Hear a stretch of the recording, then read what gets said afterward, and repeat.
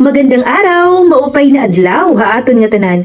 Welcome kayo sa aking YouTube channel, ang Madiskarting Waray. Ngayong araw ay magluluto tayo ng masarap na kamote. At dahil nga maraming kamote ngayon at may nagbigay sa akin ng kamote, bakit nga ba hindi natin gawing espesyal ito? Kaya naman samahan niyo po ako at ipakikita ko sa inyo kung paano nga ba natin pasasarapin ang simpleng kamote. Kaya naman hindi ko na patatagalin pa. At magluluto na tayo ng masarap na kamote roll cake. Ang una natin gagawin dito ay kakailanganin muna natin ng condensed milk, 1 can 300 ml. Dito ay uunahin muna natin lutuin ang ating palaman. Ang susunod nating ilalagay dito ay kakailanganin natin ng all-purpose flour, 1/2 cup or 1 cup para mas matigas itong ating pangpalaman sa ating kamote roll cake.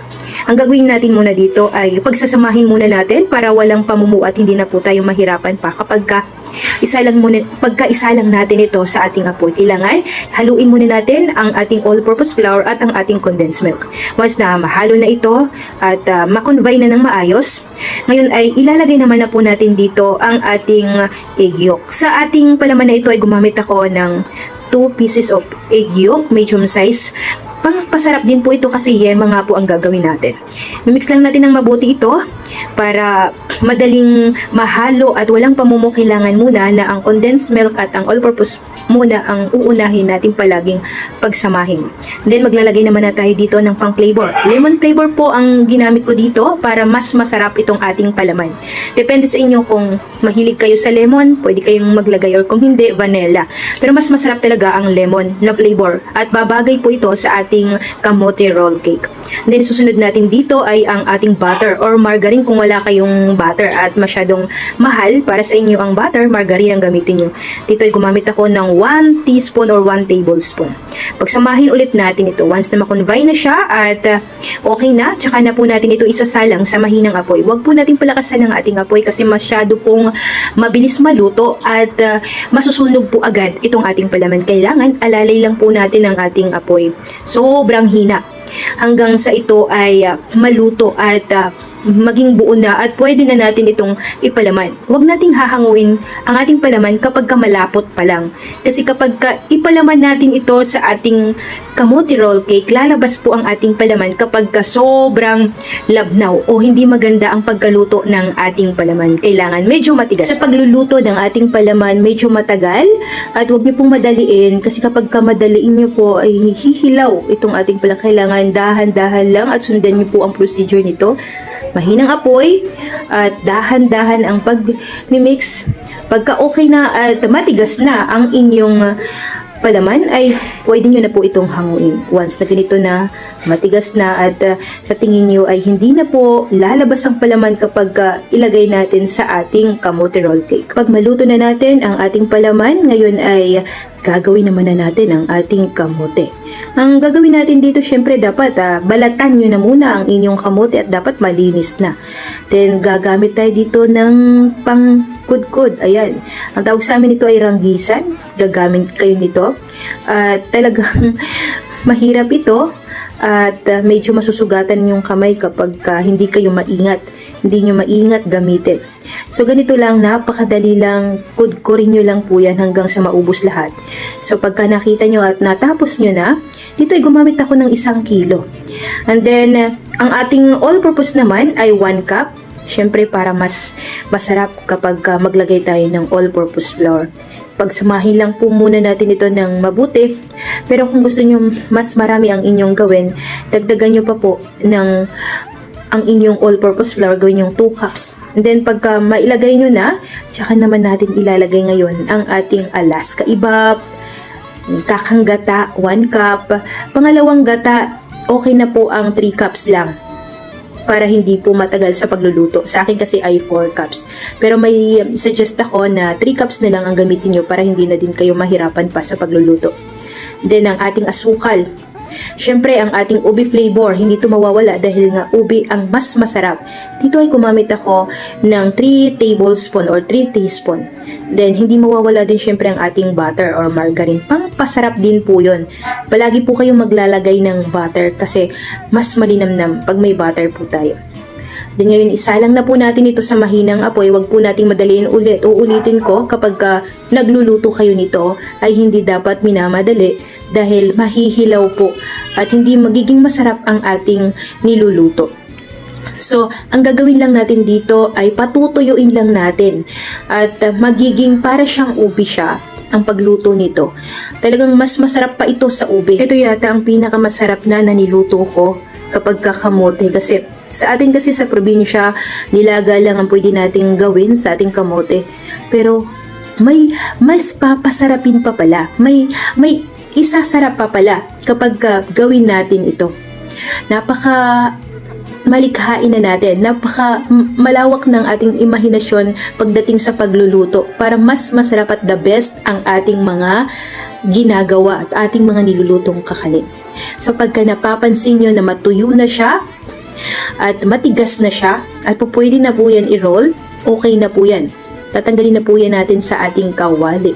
At ulitin ko, huwag malakas ang apoy, kailangan mahina lang. So gayan, gumamit lang po ako dito ng konting dahon ng saging.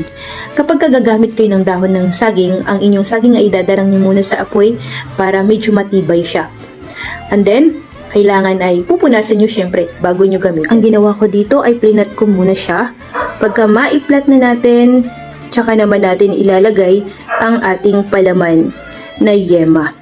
So itong ating yema, itong palaman na to, pwede nyo po itong ipalaman sa kahit na ano, tulad ng cake, ayan, yema cake, palaputin nyo lang, or hindi nyo po patitigasin. Pwede na po yan gawin yung yema cake, itong ating pangpalaman. So kahit na itong ating mga palaman, madami po ang pwedeng gawin nito. Hindi lang ito para sa ating kamote roll cake. Suggest ko sa inyo, kapag magluluto kayo ng yema, itong ating procedure na ito, pwede nyo po itong gamitin. So ang gagawin lang natin ngayon ay i-fold na lang natin ito ng dahan-dahan. And then pagka na-fold na natin at na-form na natin siya, ngayon i-slice naman na po natin yan. At ilalagay natin sa ating mga bilao. Dito ay nakagawa po ako. Dito sa isang recipe ko ay 2 bilao po ang nagawa ko dito. Tuloy-tuloy lang, ganito lang po ang gagawin nyo hanggang sa matapos nyo po ito. At alam ko na marami pong makakagusto nitong ating kamote roll cake. Pwede nyo po itong ipang-order sa inyong mga customer. At nga pala, kung gusto nyo pong hiramin itong aking mga picture na ito, dalawin nyo pong aking Facebook, Hasmin Kabigkis. Pwede nyo pong hiramin ang mga picture at panimula nyo. I-post nyo po ito sa inyong mga shoutout nga pala dyan sa lahat ng mga taga-probinsya na nanonood ngayon sa akin. Ito ay bagay po ito. Kapag marami kayong kamote, ito po ang gawin nyo. At kung tataob lahat ng kamote nyo at wala nang matitira pa. At dahil nga napakasarap nito, kaya naman magugustuhan po ito ng inyong mga customer na kung sino man ang makakakain ito. Kung wala kayong ube flavor, okay lang po na lagyan nyo na lang po ito ng kulay or maglagay na lang kayo ng food coloring na purple. Okay lang po yun. Walang problema kahit na wala pong ube flavor na kayong ilalagay kasi masarap na po ang kamote. Sa amin kasi noon, ang alam ko lang sa kamote ay nilalaga lang. Pero ngayon, medyo malawak na ang ating kaalaman para sa pagluluto. Gumawa tayo ng kakaibang procedure kung paano nga ba natin pasasarapin pa ang simpleng kamote. Napakasarap ito at the best ang lasa. Kaya naman, panoorin niyo po itong aking video at napakadali lang. Alam ko na matututuhan niyo din po itong gawin at pwede niyo po itong ipa-order ngayon sa darating na February 14. Ayan, pwede niyo po itong ipangregalo at magugustuhan talaga ito ng inyong mga customer. Kung nagustuhan niyo po ang aking video ngayon, subscribe niyo po ang aking YouTube channel, ang Madiskarting Waray. Thank you po sa panunood niyo palagi sa aking video at sana ay hindi pa kayo magsawa sa panunood niyo. Ayan, titikman na natin. At syempre para lalong sumarap itong ating kamote roll cake, maglalagay tayo ng egg and cheese. Or ito ay optional lang. Kung talagang wala na kayong panglagay pa at gusto niyo magtipid pa, okay na, wag na kayong maglagay ng egg and cheese. Pero kung gusto niyo naman na pasarapin palalo itong ating kamote roll cake, I suggest na maglagay kayo ng egg and cheese dahil mas masarap kapag may egg and cheese. Napakasarap nito at talagang magugustuhan nyo.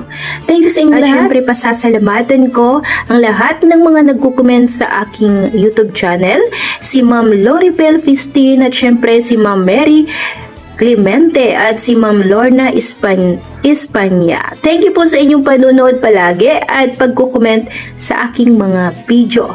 At syempre, hindi ko palalagpasin ang nag-comment din na si Maria Sablab. Ayan. Thank you at gagawa ako nito. Thank you sa inyong panunood, ma'am.